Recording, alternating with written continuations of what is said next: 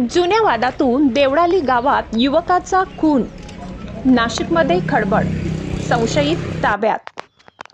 नाशिक शहरात खुनाच्या घटनांचे सत्र सुरूच असून उपनगर पोलीस ठाण्याच्या हद्दीतील देवळाली गावात जुन्या वादातून एका युवकाची धारदार शस्त्राने हत्या करण्यात आल्याने परिसरात खळबळ उडाली आहे।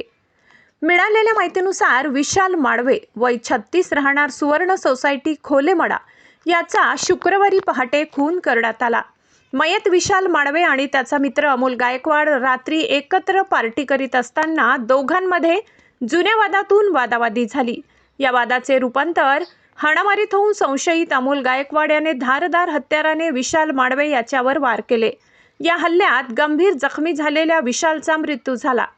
घटनेची माहिती मिळताच उपनगर पोलीस घटनास्थळी दाखल झाले।